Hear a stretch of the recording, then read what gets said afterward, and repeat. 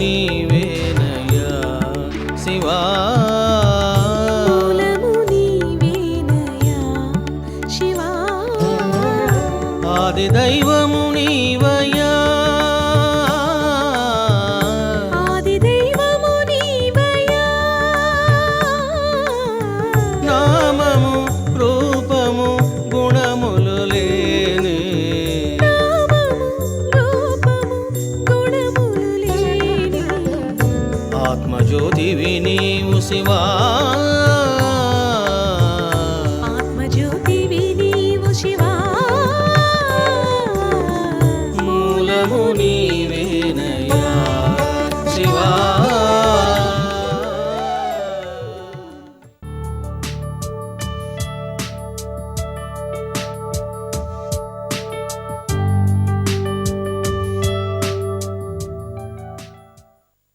నేను మనసును నిశ్చలం చేయాలి అని మార్నింగ్ లేచి పొద్దునే కూర్చుంటున్నాను, కానీ నా మనసు నిశ్చలం కావడం లేదు, పైగా ఇంకా చంచలమవుతా ఉన్నది. ఏమిటి కారణం అని అంటే చెత్త ఎక్కువగా ఉన్నది. This is the reason. మనసులో ఉన్నటువంటి చెత్త ఎంత ఎక్కువగా ఉంటే మనసుకు అంతటి చంచలత్వం ఉంటుంది. మనసులో గనక చెత్త లేకపోతే దాన్ని మనోశుద్ధి అని అంటారు. మరి ఏమిటా చెత్త? అనేక కోరికలు, అనేక ఆశలు, అనేక ఆరాటాలు. ఇగో ఇదంతా చెత్త. ముందు దీన్ని తొలగించుకోవాలి. ఒక అబ్బాయి డిగ్రీ చేశాడు, ఉద్యోగం కోసం ప్రయత్నం చేయడంలో తప్పు లేదు. నాకు రావాలి రావాలి అన్నటువంటి ఆరాటం ఉన్నదే, అదే చెత్త. ఒక అమ్మాయికి 23 సంవత్సరాలు వచ్చాయి, నేను పెళ్లి చేసుకుంటే బాగుంటుంది అని కోరుకోవడంలో తప్పు లేదు. నా పెళ్లి ఎప్పుడవుతుందా అన్నటువంటి ఆశనే, ఇదిగో అదే చెత్త. ఎందుకంటే ఎప్పుడు పెళ్లి కావాలో అప్పుడు అవుతుంది, ఎప్పుడు ఉద్యోగం రావాలో అప్పుడు వస్తుంది. నీకెందుకు యాతన? నువ్వు అనుకుంటే అన్నీ జరగవు, అనుకోకపోయినా కొన్ని ఆగవు. ఎందుకు అని అంటే అన్ని డిసైడ్ అయి ఉన్నాయి, అన్ని నిర్ణయించబడి ఉన్నాయి. మనసు నిశ్చలం కావాలంటే ఇప్పుడు బాగా అర్థం చేసుకోవాలి. ఏమని? ఓహో, నా మనసు అశుద్ధంగా ఉన్నది అని నీవు అర్థం చేసుకున్నప్పుడు ఏం జరుగుతుందంటే, నీ మనసులో ఉన్నటువంటి చెత్త ఏమిటో, ఆ అపవిత్రత ఏమిటో, ఆ లోపాలేమిటో, ఆ దోషాలేమిటో నీవు సరి చేసుకునేటువంటి అవకాశం ఉంటుంది. మరి ఈ మనోశుద్ధి ఎలా కలుగుతుందండి? సరే, నా మనసులో చెత్త ఉన్నది, ఎన్నో కోరికలు ఉన్నాయి, ఎన్నో ఆశలు ఉన్నాయి, ఎన్నో ఆరాటాలు ఉన్నాయి. అది మీరు చెత్త అనవచ్చు, ఏమైనా అనవచ్చు. సరే, మరి నా మనసు ఎలా పరిశుద్ధమవుతుంది అని గనక మళ్ళీ ఎవరైనా ప్రశ్నిస్తే, ఇగో ఇది మరొక రహస్యం. చూడండి, మన సనాతన సాంప్రదాయంలో చాలా సాధనలు ఉన్నాయి. పొద్దున్నే లేస్తేనే స్నానం చేస్తారు. దేనికోసం స్నానం చేస్తాం మనం అంటే, శరీర మాలిన్యాన్ని పోగొట్టుకోవడం కోసం చేస్తాం.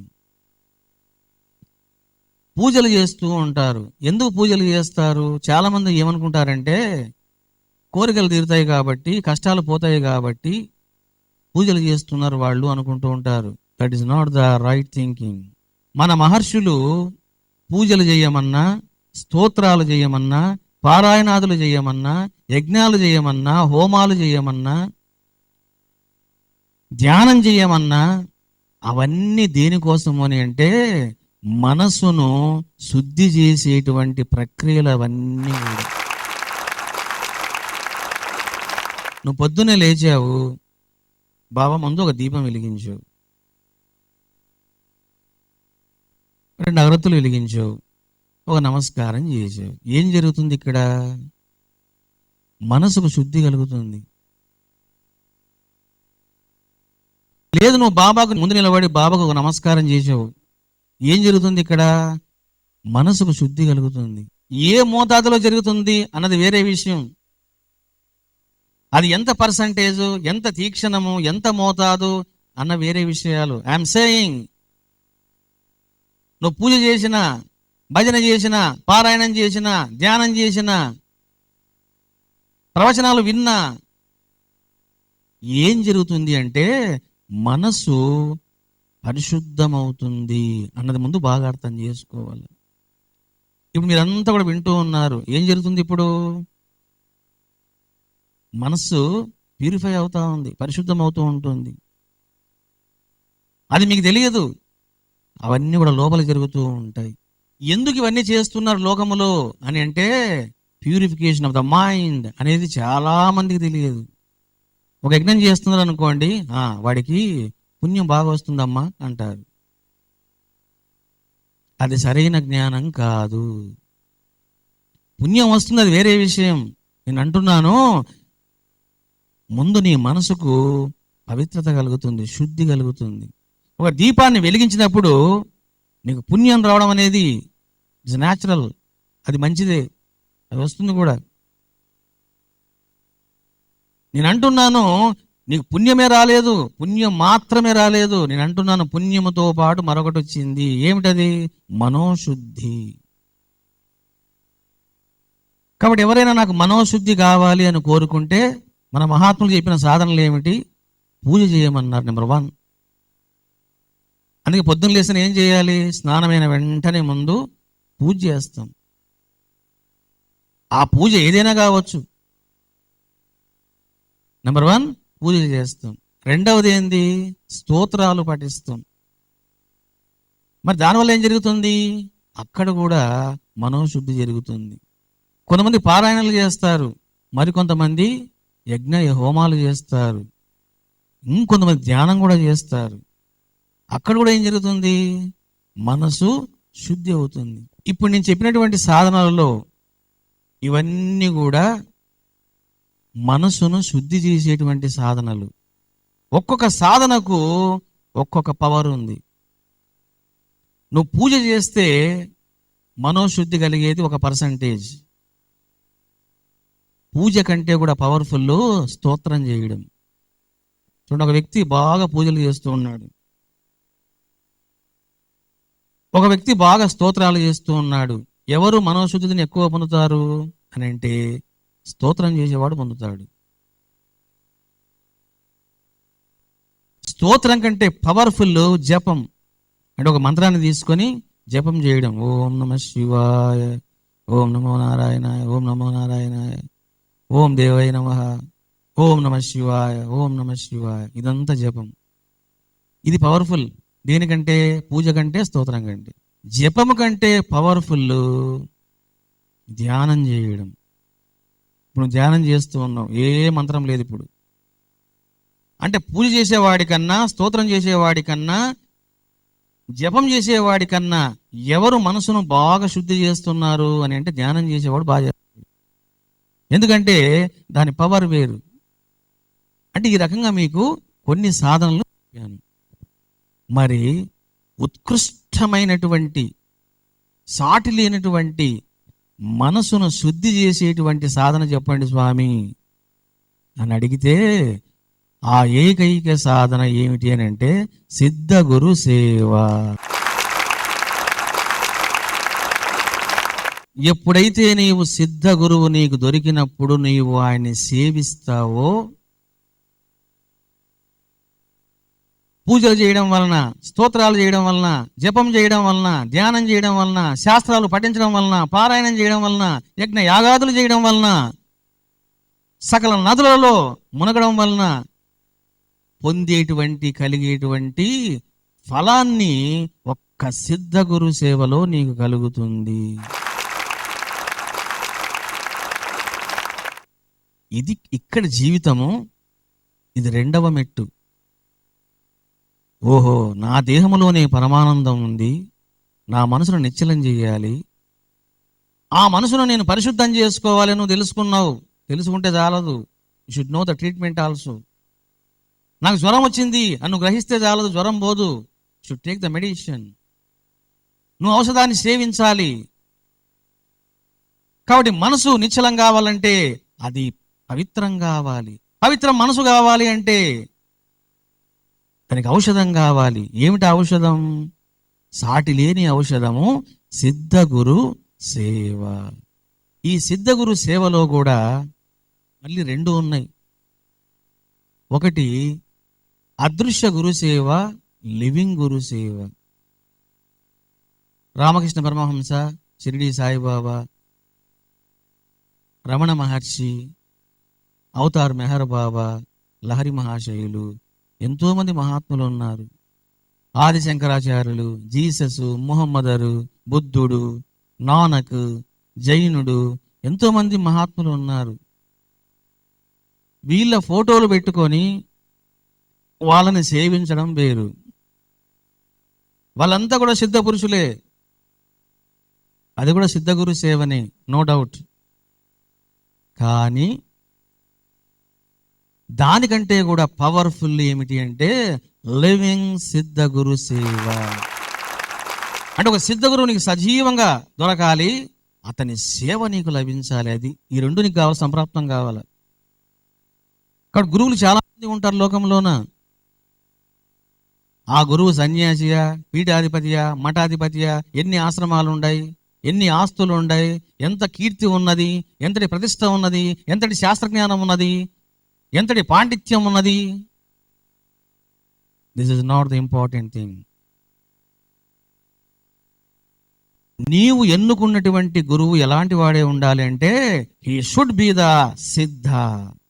అతడు సిద్ధుడై ఉండాలి. దేంట్లో సిద్ధుడై ఉండాలి? తాను పరమానందాన్ని అనుభవించి ఉండాలి, రమిస్తూ ఉండాలి. ఆ పరమానందాన్ని కలిగించేటువంటి శక్తి ఆ గురువుకు ఉండాలి. అతన్ని సిద్ధ గురువు అని అంటారు. నేను ఊరికే శాస్త్రాలు బోధిస్తాను అంటే ఆ గురువు నీకు పనికిరాడు. నీవు ఎన్నుకున్నటువంటి గురువు ఎలాంటి వాడే ఉండాలి? అతడు పరమానందములో రమిస్తూ ఉండాలి. అంతేకాదు నీకు కలిగించేటువంటి సిద్ధి ఉండాలి, శక్తి ఉండాలి. అటువంటి గురువును పట్టుకో, 50% ప్రాబ్లమ్ ఇస్ సాల్వ్డ్. ఇక రెండవది ఏంటంటే అతన్ని ఇంకా నువ్వు సేవించు. ఇంకా అప్పుడు నీకు మనసు శుద్ధి అవుతుంది. కొంతమందికి డౌట్ రావచ్చు, ఈ మెట్రో సిటీస్లో ఉన్నటువంటి మాకు ఎక్కడ సిద్ధ గురు సేవ అండి?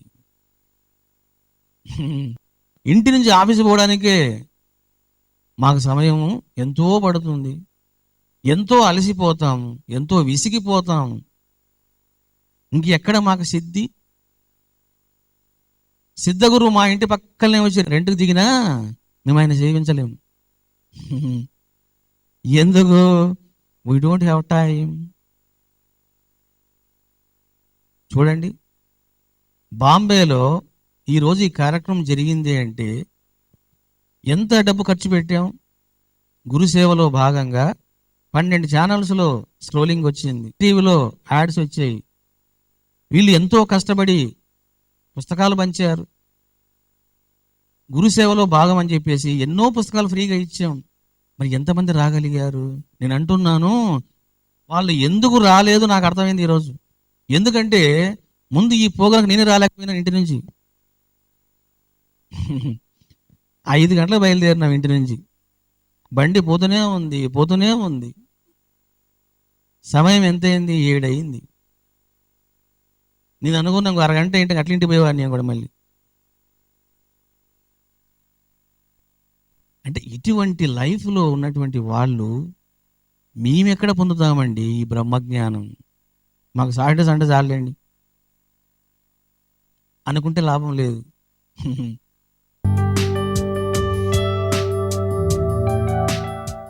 बिना राधा नहीं रे, कृष्ण बिना राधा नहीं रे, तेरे बिना मैं ही नहीं रे, तेरे बिना मैं ही नहीं रे.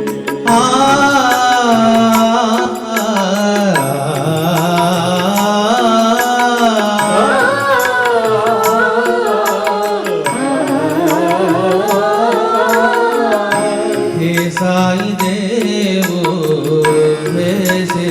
देव हे साई देव हे शिरडी देव कृष्ण बिना राधा नहीं रे बिना राधा नहीं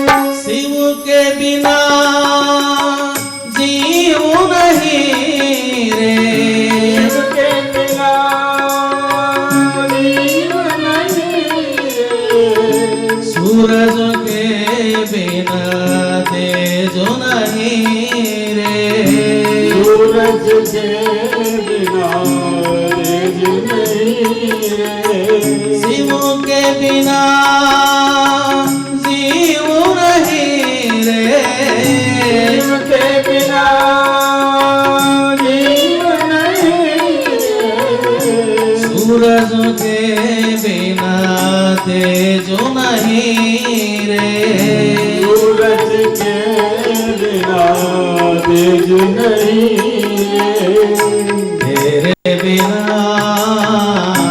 मैं ही नहीं रे तेरे बिना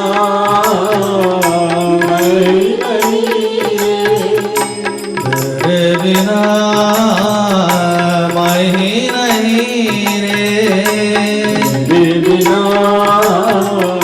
मैं नहीं हे साई देव हे शिरडी देव हे साई देव हे शिरडी देव आ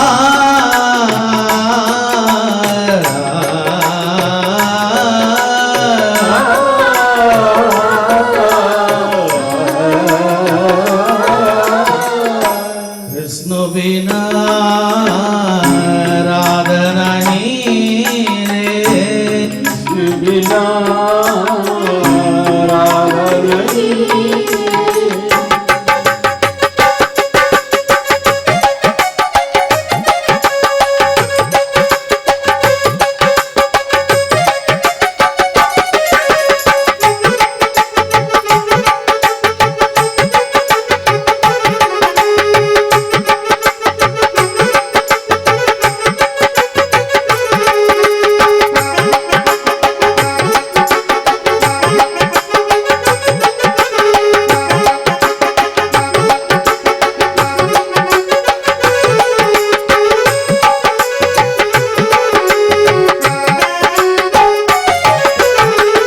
ब्रह्म बिना शक्ति नहीं रे ब्रह्म बिना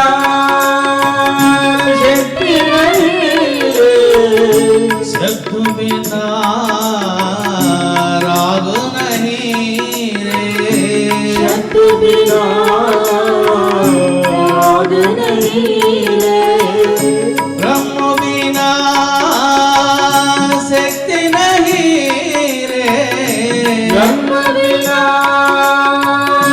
शक्ति नहीं रे शब्द बिना राग नहीं रे शब्द बिना राग नहीं तेरे बिना मैं ही नहीं रे तेरे बिना मैं नहीं तेरे बिना मैं ही नहीं रे तेरे बिना मैं नहीं हे साई देव हे शिरडी देव हे साई देव हे शिरडी देव आ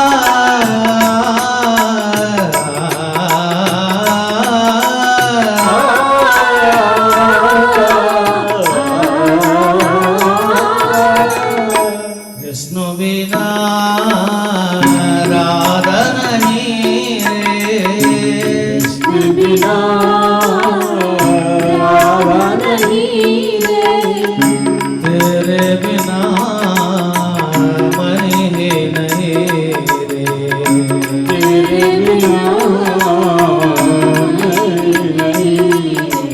तेरे बिना मैं ही नहीं तेरे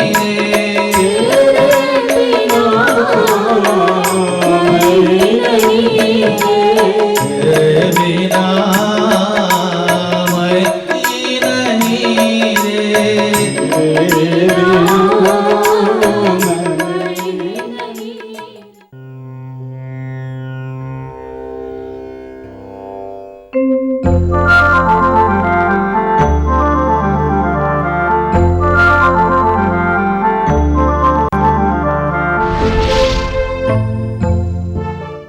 చెడు చూడకు, చెడు మాట్లాడకు, చెడు వినకు అన్నారు గాంధీ మహాత్ముడు.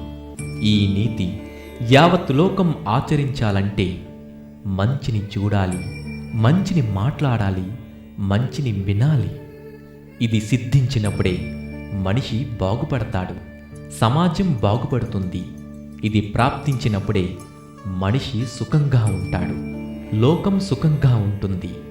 ఈ మహాభాగ్యాన్ని యావత్ ప్రపంచంలో సిద్ధింపజేయడానికే శ్రీ రమణానంద మహర్షి వారు నిష్కామంగా, నిస్వార్థంగా, ప్రేమతో యావత్ భక్తలోకానికి సమర్పించే సేవా కార్యక్రమమే కోటి గ్రంథాల ఉచిత వితరణ.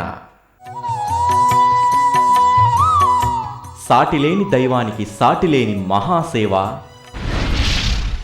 మిలియన్ గ్రంథాల ఉచిత వితరణ. 32 గ్రంథాలను రచించిన సిద్ధగురు శ్రీ రమణానంద మహర్షి వారి నుండి జాలువారిన 33వ మహద్గ్రంథం శివుడే దేవాదిదేవుడు, ఆదిదేవుడు, పరమపురుషుడు. నమః శివాయ నమః శివాయ. వేదాలలో, ఉపనిషత్తులలో ప్రధానంగా ప్రతిపాదించబడిన, కీర్తించబడిన దైవం ఎవరు? శివుడు. సనాతన మహర్షులు విరచించిన 108 ఉపనిషత్తులలో 84 ఉపనిషత్తులు ప్రతిపాదించిన దైవం ఎవరు? శివుడు. వ్యాస మహర్షి రచించిన 18 పురాణాలలో 10 పురాణాలు ప్రతిపాదించిన దైవం ఎవరు? శివుడు. शिवोऽहं शिवोऽहं सच्चिदानन्दोऽहं 2014 జూన్ 29 సుదినాన ఒకే రోజున 456 పేజీల మిలియన్ గ్రంథాల ఉచిత వితరణ మహాసేవలో గ్రంథదాతలుగా పాల్గొనండి. అపార పుణ్యాన్ని, శివానుగ్రహాన్ని పొందండి.